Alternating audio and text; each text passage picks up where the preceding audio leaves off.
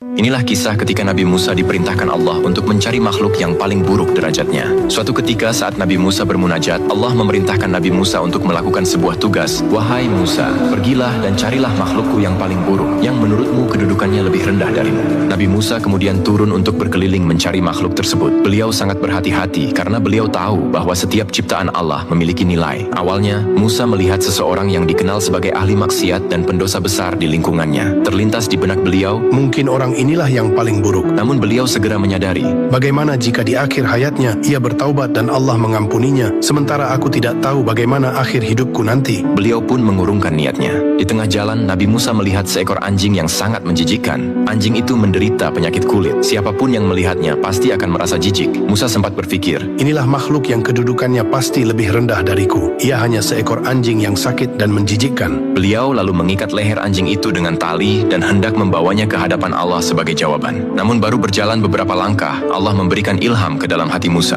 Beliau merenung, anjing ini tidak pernah berbuat dosa kepada Allah. Ia menjalankan fitrahnya sebagai anjing. Sedangkan aku meskipun seorang nabi, aku adalah manusia yang memiliki beban tanggung jawab. Jika aku lalai sedikit saja, tanggung jawabku jauh lebih berat di hadapan Allah. Bagaimana aku bisa merasa lebih mulia dari anjing ini, sementara aku tidak menjamin diriku selamat dari ujian Allah di masa depan? Menyadari hal itu, Musa melepaskan tali tersebut dan membiarkan si anjing pergi. Musa kembali bermunajat kepada Allah. Ya Rabb, aku telah mencari ke seluruh pelosok, namun aku tidak menemukan satupun makhluk yang lebih buruk dariku. Aku merasa bahwa akulah makhlukmu yang paling buruk karena aku tidak tahu bagaimana akhir perjalananku di hadapanmu. Allah kemudian berfirman yang maknanya, wahai Musa, demi keagunganku, jika seandainya engkau datang kepadaku dengan membawa anjing itu sambil merasa lebih mulia darinya, maka niscaya akan aku hapus namamu dari daftar para nabiku. Wallahu alam bissawab. Maka jika seorang nabi seperti Nabi Musa saja tidak berani merasa lebih mulia dari seekor anjing, bagaimana mungkin kita yang penuh dosa masih berani meninggikan diri di hadapan sesama?